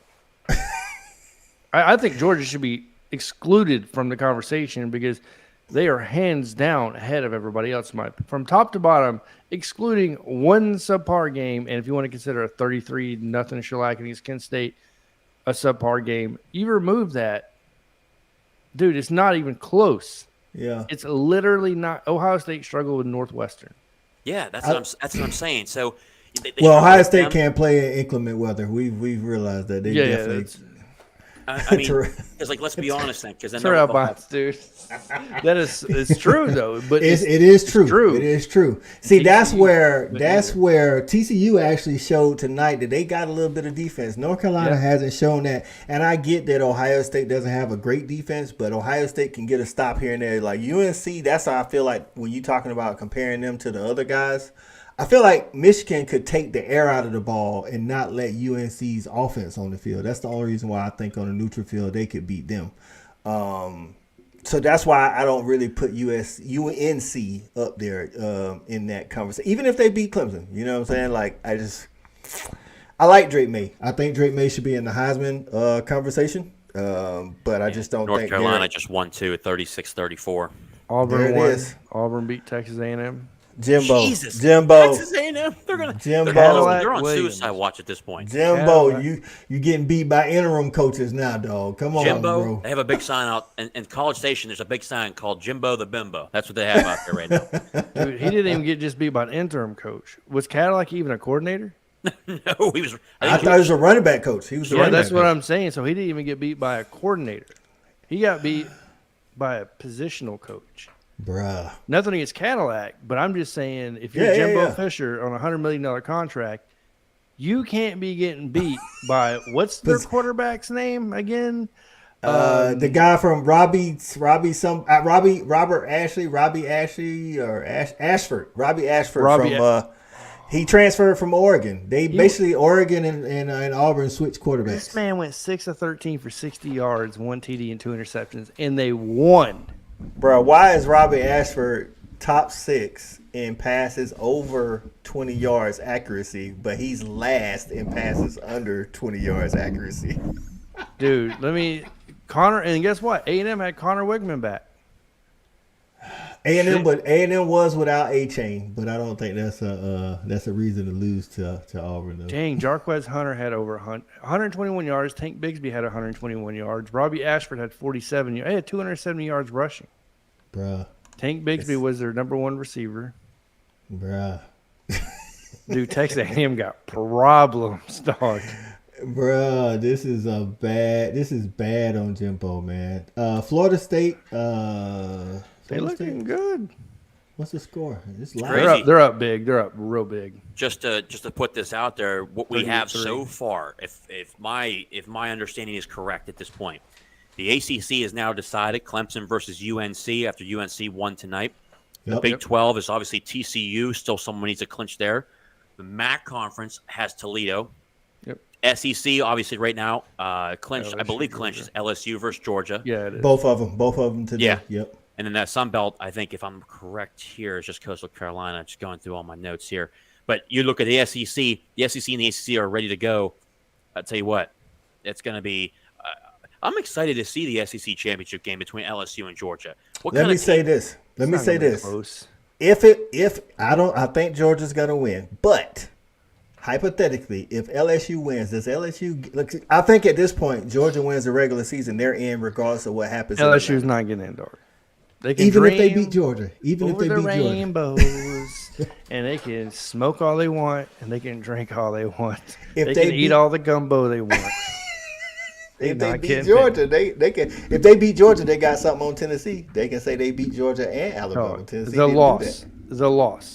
The losses count for something. They count for something. Okay. I'm just saying that LSU go say, hey, man, we beat the number one team. They can talk all they want because at the end of the day, when you lose to Florida State and then you lost to who? Oh, Tennessee. Tennessee skull drug them. Yeah. And Tennessee would be the team put in over them. Listen, I think Tennessee wants Georgia to win because they don't even want to have that conversation like who should get in, LSU or Tennessee, because you would have a LSU SEC champion versus a Tennessee team that beat them in the regular season. So the one thing that really just still gets me to this day, and I knew it was going to happen this way. I didn't know Texas A&M would be this bad, but the fact that Jimbo called out Saban the way he did during all that BS is absolutely unbelievable. And now it looks even worse that the fact that the guy went out there couldn't even back it up, but the fact couldn't even beat I mean, for crying out loud, you lost to teams that you should have never lost to, let alone your conference, the non-con. At the end of the day, what a colossal mistake on Jimbo Fisher's part. And I think if they have the money at this point, if they find a way to get the money, you got to fire that guy. They got money. They got money. Yeah, I think at this point it's kind of maybe even pride. Like they don't like if you buy them out, you saying okay, I messed up, but like they like I don't know if we want to tell. So my question is this then, to you too, who would you if you were Texas A&M and you fired Jimbo Fisher, who are you hiring? Oh, that's an easy one. It's not even close. Prime, but. It's not even close. He coached high school football in Texas. So he knows Texas. He knows Texas. He has a house in Texas. He can recruit like nobody's business. Yeah. They got the most resources of anybody in college. And I'm gonna be honest with you. I don't want Prime to come to the SEC. I don't need that. I don't need that recruiting problem. Like go to the Big Ten or something. I don't know. But now would Prime go? I don't know. That's the hard part because he pledged this not just to Jackson State. He said he wants to build up HBCU. Period. Which he's doing, and that's what I'm thinking too, Jonathan. I'm thinking because he's on a journey to build up HBCU, he may take a little bit longer than people think he is. I think he'll interview because, like he said, why would you not at least interview? But at the end of the day, I don't know if he's taking that in like next season. Or maybe 3 seasons from now, because then he can say, I was in the HBCU for 4 years. I built it up. We're getting College Game Day. Now I left it better than I found it, and it's running smooth, and I can roll on, and now I can take another position. I think it would be important. I feel like if he had somebody lined up to succeed him that could bring the attention it would justify everything for him leaving. And see, he is such just a whole movement. It's gonna take somebody like when you talking about Prime's name, it would take somebody like a Ray Lewis type. And I don't even think Ray Lewis likes. He's a motivational guy, but I don't think he likes. He's not a coach. You know what I'm saying? So it's gonna be hard when they lose Prime. So Prime got to make sure that if he does leave, that they're in a better position. Yeah. Florida State beat Syracuse down 38-3. Florida State is now 7-3, by the way. Yep. Yeah. With a win. Not a bad season. Over LSU. I knew you were going there. With the win over LSU in Louisiana, no doubt. You know what I'm saying? So it was. What's up, buddy? Oh. I tell you, my son gets extra time on the Xbox. Oh, I remember if you win. I already know that. Reminding you every time, every week, every Saturday. He be on the score harder than we do. He's like, what's the score? What's the score? But yeah, man, I think Prime would be good at any of these top Power 5 jobs. But I think he's gonna hold on a little bit longer to make sure he doesn't, just up and leave like that, because he's doing a lot for Jackson State, but he's doing a lot for the HBCUs altogether. You know what I mean? I think it would be interesting if it come out that maybe Texas A&M offers somebody like Dan Lanning. Listen, Auburn tried. I think it'd be a great hire. Auburn tried it. Yeah, they tried. They can try all they want. I don't think Dan Lanning would leave Oregon because he's in my opinion, a great position. He only has to compete against, Lincoln Riley realistically, or maybe Chip Kelly for recruits. I think Lincoln Riley. When you look at a job like Auburn, there's major issues there from top to bottom. The chancellor, the boosters. I think the boosters have way too much say in what goes on there. There's too much. There's too much dysfunction. So if you're a high-level coach, I don't see why you take that risk. You might as well wait. At this point, you're waiting on Jimbo to get fired because you have all the resources there that you want to do. Develop guys, get the right coaches in there. I think that's really what people are waiting for. Auburn's the job that I don't know if you want to take it. Yeah, I think Terrell's talking about Prime. Prime said he would entertain those interviews because it's not about him. It's about if he goes, he can take his assistants. Now his assistants get paid way more money than they ever would get paid in the HBCU. So I could definitely see that, especially once Shedeur is gone. You know what I'm saying? I know he can take Shedeur with him, but you know what I'm saying? It's not like Texas A&M ain't got 2 5-stars on the roster already. You know what I'm saying? So I think once Shedeur is gone, and Shedeur technically could be gone after next year, and he'll be a junior next year. So we could possibly see that. Florida State, Mike Norvell, it took him a minute, but Mike Norvell looked like he's on the right path. Can they take the next step in the next 2 seasons to beat Clemson though? That's the question, man. And and then even then, if they do, people are going to say this: well, Clemson is not what they used to be because they haven't won in how long, and blah blah blah, and you know what I mean. That the ACC right now is just, you got to start somewhere, though, right? Yeah, no, I 100% agree, and I feel like Mike Norvell, and how good does Mario Cristobal get Miami now that they lost Jaden Rashad? And I feel like you better pay close attention because there's 3 recruits very closely tied to Jaden Rashad, and one of them is Francis Malinois, who's one of obviously the top offensive linemen.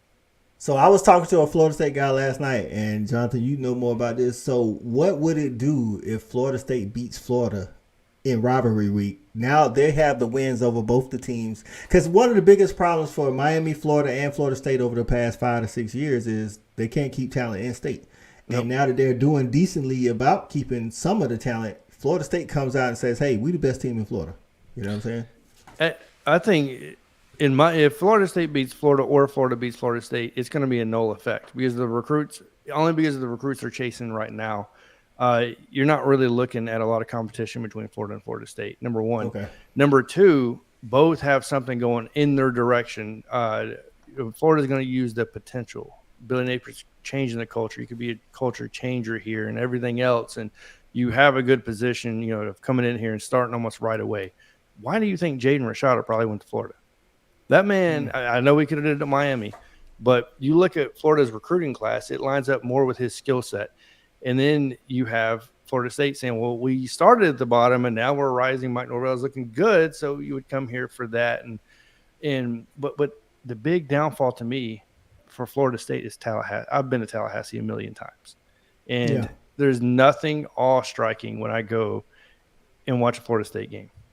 When I go to the that's Swamp, what he was saying. That's what the guy was saying last night. He said, other than being in the stadium, that's like the only thing that's nice about Florida State. Like, in my opinion, I went to Florida, plenty of Florida State games. The chant, everything is great. But if we're talking the Swamp versus Florida State, bro, it's not even close. It's literally not close. Like, it's the Swamp 100 times out of 100. So, and that's a hard thing to swallow if you're a Florida State fan. I know they want to hear that, but you got to look at the reality of Florida State refused to pay Jimbo. They refuse almost to update the facilities. Look at what Florida's doing. Florida just donated $20 million worth of upgrades for new gyms and everything else because Billy Napier. Their new facilities are unbelievable. Actually, I think in Florida, we have a kid from Pittsburgh down in Florida, Donovan McMillan. He's a safety down there, and the videos out of there, the facilities that they have are absolutely top shelf that they actually opened this year. And Jonathan, you brought up a good point. They've said this for years about Florida State. They do not want to spend the money to upgrade facilities, and that's what's really holding them back. And they don't want to hear it, but they need to start spending money. That's why I give Mike Norvell a lot of credit. I thought Jimbo, his last 2 years were absolutely horrendous down there. The Taggart signing was absolutely horrendous. He had no clue what he was doing. This Norvell, what he's done, good for him for sticking it out and trying to get them to understand it because they want to be the old Florida State that Bobby Bowden was there. Here's the problem. You got the same facilities Bobby Bowden had, and it ain't working. You got to start figuring stuff out and say, hey, we need to create a plan that says, hey, we need to really invest money into our facilities and they're just not top shelf. And the way I look at it too is the only team that can really get away with old facilities because they haven't updated anything, but it's because of tradition that's there, is Notre Dame. And they updated their football field because I went in 2014 and they didn't even have a jumbotron. And when you went to the concession stand, you couldn't see the game or nothing. But now they have TVs out at the concession stand. They got a huge jumbotron. But what's crazy is without all the technology in 2014, it still was it's Notre Dame. And as a football fan, you're like, God, it's nice up here. You know what I'm saying? Yeah.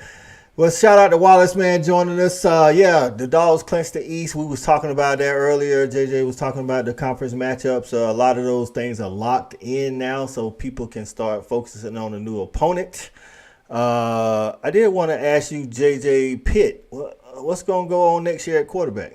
Is Keaton Slovis got another year? Do you even want Keaton Slovis to have another year? At this point, I think that they need to figure out, is that the guy they want to really go forward? I think, obviously, Frank Cinetti will be back again. I really think his offense is really not that bad. He's had some questionable play calling, especially, with passing. But I think a lot of it has to do with the deep ball. Slovis today missed a couple guys on a deep ball passes. I actually tweeted out during the game, right before halftime. I said this game should be 42-0. Right now we're at 31-0. It's 32-0. They should have been up more. He missed a couple shots. I think that what people don't realize is that more than likely Slovis will be back. Slovis comes back, or he transfers to another school because Pitt says, look, it's not working out. But the guy to watch, I think, going forward, really two guys to watch if Slovis comes back, is the Nate Yarnell kid, who was a stud out of Texas. Pitt got him a steal out of Texas, where Baker Mayfield, all them guys, they had 7 straight years of guys who went Division I that were just studs out of Texas. But then the guy coming in now, Kenny Minchey, 4-star quarterback out of Tennessee, really good quarterback that's going to be coming to Pitt. Pitt's really done a better job of recruiting. I just think that this year, I've said it before, and I know the Pitt fans, the amount of DMs I get is ridiculous. But as I said, if they had competent quarterback play and you watch this team play, this is a team that took Tennessee to overtime, held Tennessee to 27 points in regulation. This team is probably 9-1 or 8-2 at this point when you look at it overall. It's just a bad quarterback play, and what fans don't realize is if you do not have a good quarterback, you're not going to be very successful, especially in college football. The same thing goes in the National Football League. what the quarterback position is so important because they are the ones that run the offense regardless. They're the ones that touch the football every single play besides the center. You got to just realize that the quarterback play is so important. That's why you see teams like, for instance, UNC came back this year where they were absolutely horrendous last year. Drake May's that guy. You see a team like that really pop up. Clemson struggling. Why? DJ is not that guy. Okay. You look at Texas A&M. They have a multitude of problems, but you look at their quarterback play. It's pretty bad. It's not good. I think overall, look at Georgia. Georgia's got a good setup. I like Stetson Bennett. I think he's actually really good. People give him a little bit of a hard time this year. I think obviously Bryce Young is the guy. Down at Alabama, he's a tremendous quarterback. I just think the play calling's been really skeptical at this point by Bill O'Brien. I think he'll be gone after this year. But at the end of the day, it comes down to quarterback play, and then it's what it is. So we'll see what they do. I love the way Pitt's recruiting. Pitt has been known to develop quarterbacks. In the last 2 games, Pitt's had 12 sacks. Their defensive line has been absolutely incredible. Their defense has been stout consistently. The past 2 games, they would have done really good against UNC as well. The first 3 quarters, Pitt had a lead, but the offense couldn't hold it. The defense is doing its job. And that's a Pat Narduzzi defense, and Pat Narduzzi really, the way I look at it is, and why it was so successful. I just think that Georgia has the better players. Georgia and Pitt run the same defense. It's up in your face, stop the run. Their defensive guys stop the run first, and you're going to run press coverage. So your quarters, especially whether you have a delta package or you run quarters, or you're running a cover 2 up top where you're putting your DBs on an island. That's why I love Georgia's defense. And Nick Saban really does the same thing too. I think he does a tremendous job where he plays a multiple almost. That's why I love to see it. But the difference is where does the offense go? I think Cignetti will be back. Just what the quarterback play will do, but I think Pitt's in a good spot. It's not like the Pitt. It's not the Pitt of old where this team will rebound. It'll get better. They'll run the table. If Pitt wins a bowl game, they went out in a bowl game. Pitt goes 9-4 this year. It's another 9-win season. They haven't done that back-to-back years in over 30 or 40 years. So it's a good season. So shout out to USCJ, man. He said Oregon lost in the South. That's right, man. Oregon took that L to Washington, dog. All the pressure's on USC now. All the pressure. Listen, now USC has UCLA left. Oregon plays Utah. Utah right now is up on Stanford 14-7. They are? Yeah. They I think they just went in from the 1-yard line. Oh yeah, my bad. I was looking at the Arizona's up on UCLA 14-0. Take that. There you go, Pac-12. That's what you wanted. Listen. Right now we could see Utah. It could go a couple of ways in the Pac-12. USC only has 1 loss. Oregon now has 2 in the Pac-12. UCLA only has 1, but right now down 14-0 in Arizona. Utah only has 1, and Washington only has 2. So it's like you got 3 teams with 1 loss. Who one team could lose tonight, to be honest, or actually 2 teams could lose tonight. Oregon only lost one Pac-12 game though. That's because they have 2 losses. They only lost to Georgia non-con. So I mean, that gives them 1 Pac-12 loss. So if the Pac-12 wants a playoff, I just cannot.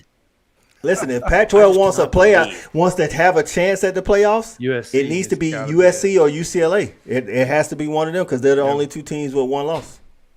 I think it would, in my opinion, it'd have to be USC because they lost 1 to Utah at Utah. That's on a 2-point conversion. Yeah, on a 2-point conversion. Which that was a game they actually led. I think the whole game too. You know what I'm saying? So. Yeah, it would have to be them in my opinion because the committee said they go back and they do the eye test. They review how you lost and all that. So and UCLA got bum rushed at Austin when they played Oregon. So.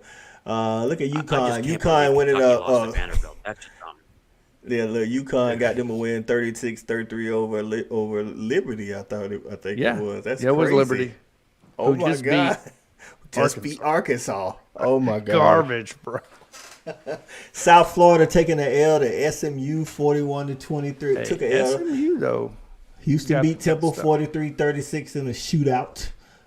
Houston, I thought Houston was gonna be bigger, you know what I'm saying, better this year. USCJ said, what's your thoughts on LSU clinching the SEC West?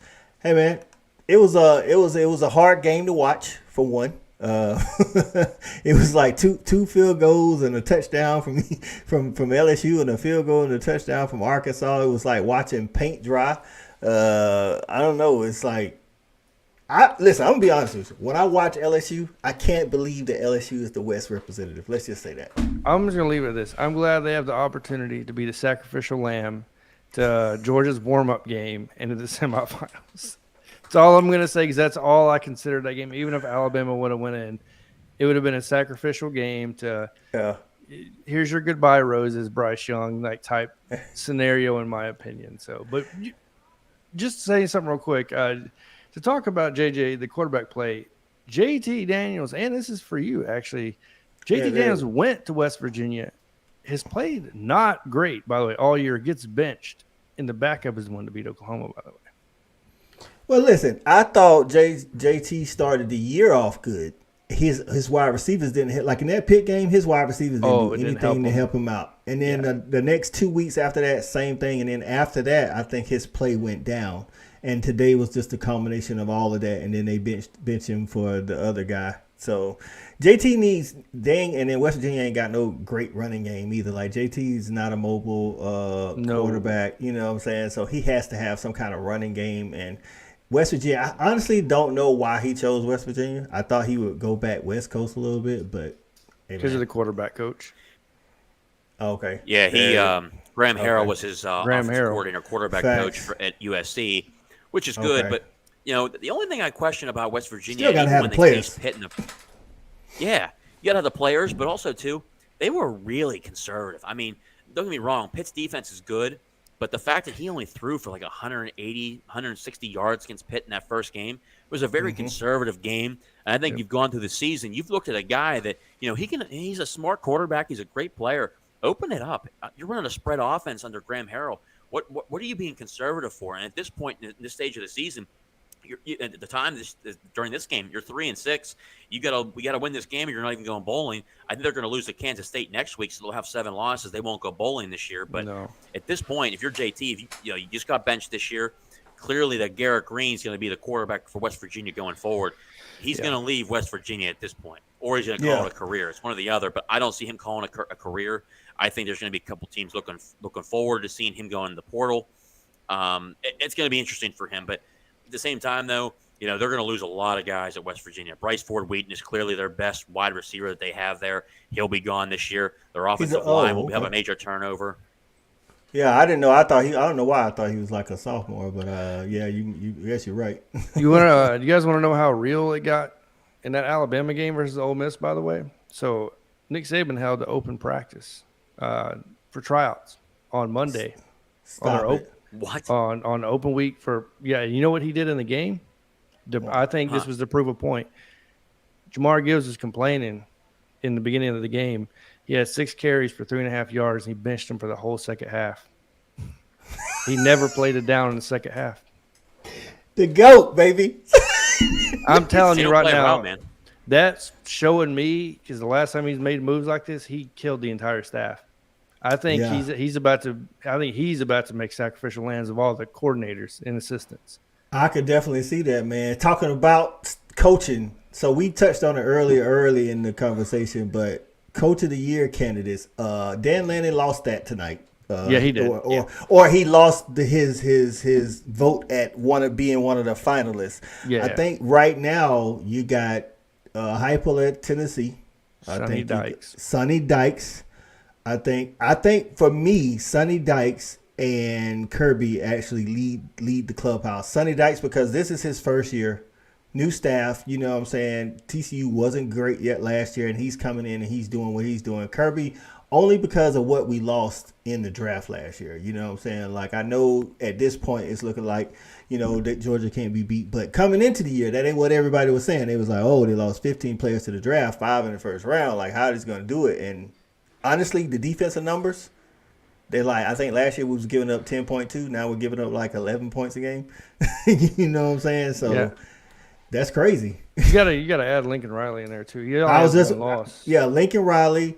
Listen, they got 2 losses, but Brian Kelly hasn't done a bad job. I would normally consider that, but I feel like a troll without a brain once again can lead LSU to something, in my opinion. So I want to see consistency. I believe Brian Kelly will win, I think, 2 national championships at LSU. I really do. I think because he's above an average head coach. We know that. He's the most winningest head coach at Notre Dame. Now, clearly you guys know my conservative views on him already. But me and my family. I think Mac Brown has to be at least you took it from I'm like, what about Mac Brown replacing Sam Howell with a true freshman and still, I'd have to see the numbers, but the offense looks the same, if not better. It looks better in my opinion. I think they are playing better. So, I could be wrong, but you got Mac. Go ahead. Yeah. At this point, my top 2, and I'm going to put it at 1-2. Number 1 is TCU and Sonny Dykes, what he's doing there with the talent that he's got. He's number 1. Number 2, to be honest with you, I think Mac Brown could be in that conversation number 2. But to be honest with you, I'm putting Josh Heupel at number 2, man. What he's done, the amount of transfers that left his first year, they had 33 transfers. 33 transfers go into the portal. That team was in disarray. What Jeremy Pruitt did, especially with all the McDonald's handouts, you know what I mean? He's putting money in the McDonald's bags. Good for him. He was sending every kid home with a Happy Meal. You know what I mean? Everyone was smiling. But the fact is, though, he's done a hell of a job at Tennessee this year. Where that team, think about it, Tennessee, when's the last time Tennessee was really, really in the hunt? We had, in the beginning of the year, you put them in there, but really, they're in the hunt. This year they were. I'm putting Josh Heupel there, and then number 3, I'm putting Mac. Because Mac's been there for how long now? Sam Howell is supposed to be the next coming of God. You know what I mean? And it just didn't work out. But I put him at number 3. But, man, I give Josh Heupel a lot of credit, man. He's a hell of a coach. And what he's done there, only 2 years, good for him. I'm happy to see him doing well. I think all the ones we named, like you said, Mac Brown, Heupel, Riley, Dykes. I think if Dykes finishes the regular season undefeated, I think it's his. I just bro, first year coach. Like I say, not a first time coach, but a first year coach. And again, it's not like TCU was a powerhouse last year. You know what I'm saying? It's like I want to say they was like 6-6 or something like that. We're a good football team. And he's beating ranked teams. It's not just beating people; he's beating ranked teams. So if he finishes undefeated in the regular season, I don't care what happens in the title game, the Big 12 title game. I think it's his. I think it's only his because Josh Heupel did take it. It wasn't just a loss in Athens. It was a bad loss. I mean, everybody that watched the game know that. That's why I think Dykes would outweigh Josh Heupel. So I think Lincoln Riley's done a good job. I mean, their defense is better than it was when the year started. It's definitely better than last year. And their offense, of course, is good. But they've had some close. I ain't gonna say close games, not dominant games. Let's just say that they've had some not dominant games. So whereas Josh Heupel, other than the loss, he's pretty much dominated almost everybody other than Alabama. So I think it's interesting that none of us even mentioned Jim Harbaugh or Ryan Day. But I mean, I feel like I don't know why. I give Harbaugh a lot of credit, man. I think he's done a hell of a job. I would say Harbaugh over Ryan Day because when I think about Coach of the Year, I think about what you did this year, the current year, compared to what you did the last couple of years, or what something you haven't done. Again, Sonny Dykes, new coach, he hadn't done it at TCU. Josh Heupel hadn't done it at TCU. Riley hasn't done it at USC.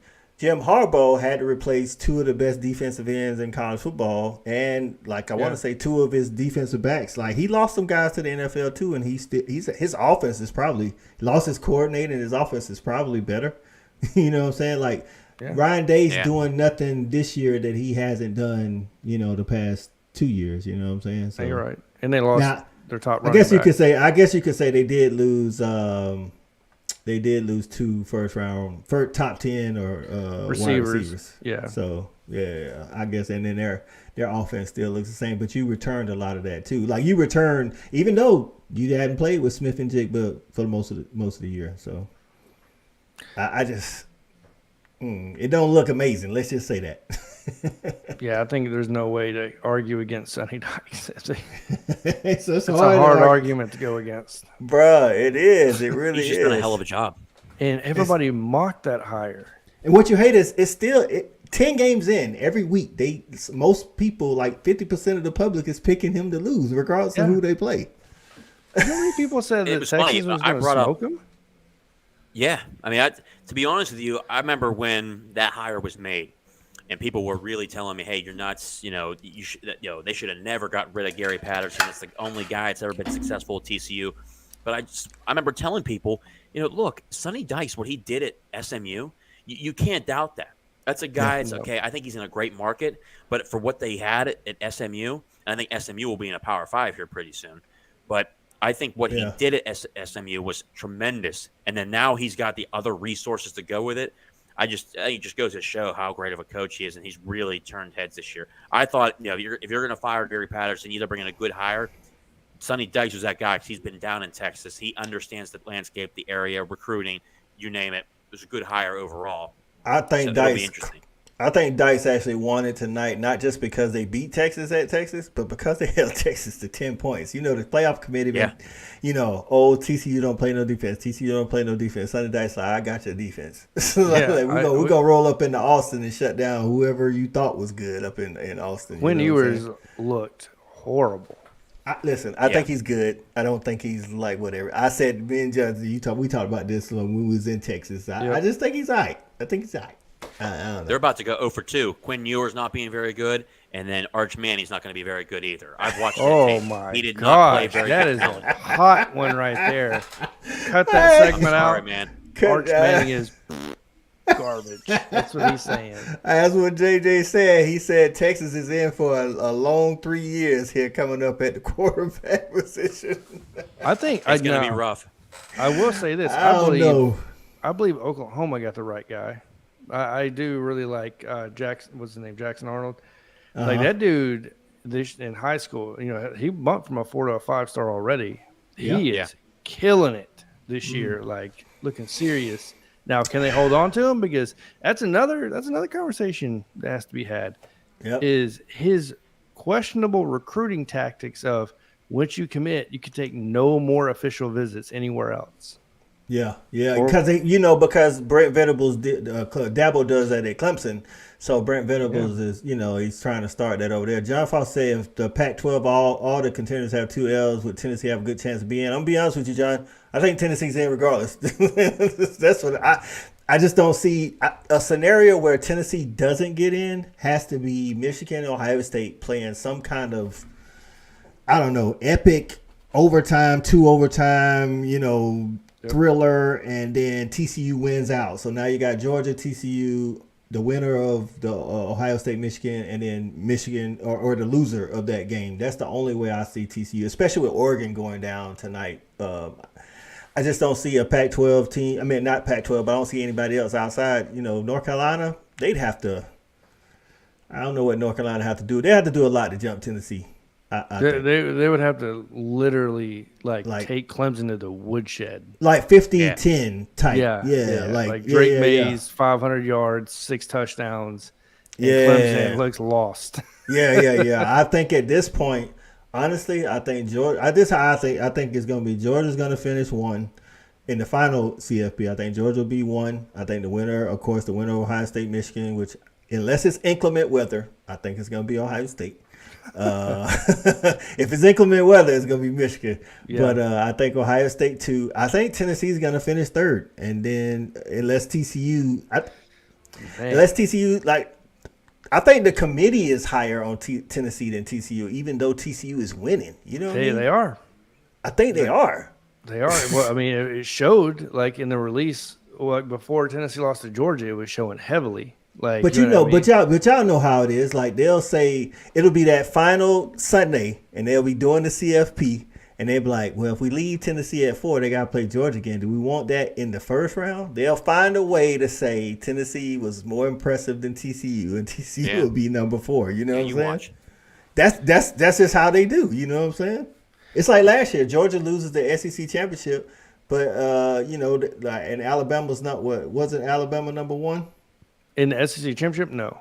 I'm talking about in the final. They jumped them to 1. And instead of dropping Georgia to 4, you know what I'm saying? They put Georgia at 3, so Alabama and Georgia didn't have to play each other. So, yeah, John, to your question, man, I think Tennessee's all but in. I mean, some craziness could happen, but I mean, they got to win out. They got to win out. They got a night game in Columbia, South Carolina next weekend. You never know. Beamer ball. I mean, the South Carolina fans will probably come on and try to tell me how they're going to take Tennessee down. I think Tennessee, listen, I don't know what the spread is going to be in that game. I'm thinking, I think it's going to be at least 3 touchdowns, but I'm telling you here tonight on November the 12th, I'm taking whatever the spread is in Tennessee. I think Tennessee covers the over-under by themselves. No, you're right on that. I just don't.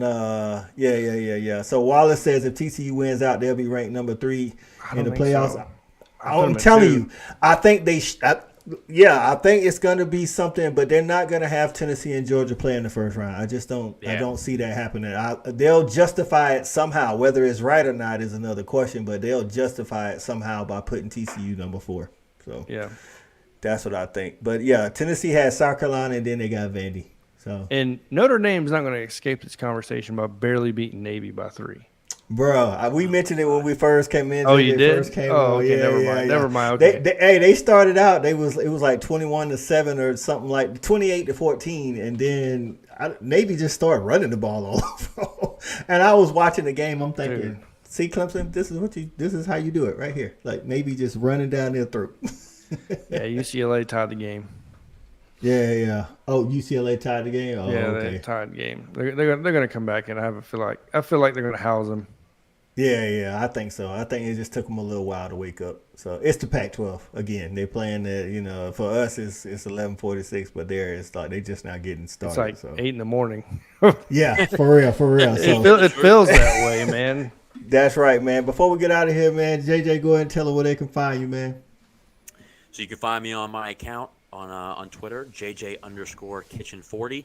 And then excited, finally, hopefully tomorrow, releasing the first video post-game of the Pitt, Virginia game today on Talking College Football with JJ Kitchen. Obviously, I'm your host. Excited to get that going and getting these guys on there. It's going to be a lot of fun. That's right, man. We've been pushing JJ out there for a while now. He's out there, so y'all make sure y'all go out there and check that episode out tomorrow. Jonathan, tell them where they can find you, dope. College football, Jonathan Lewis, and JJ. If you weren't the host on a show that's named after you, I need you to call me so we can talk. Hey, I'm going to do a hologram. That's what I'm going to do. Personal decisions that are being made. And at College FB Lewis on Twitter. That's right, man. Make sure y'all check out their content, like and subscribe, man. Hey, man, till next Saturday, man, at 10 o'clock, man, we'll be back on doing this thing again, and y'all will see us. Me and Jonathan, we're going to try to get on JJ's channel too, man, so y'all can check him out, man. For JJ Kitchens, Jonathan Lewis, this is Coach I, the Fanatic, and we are out.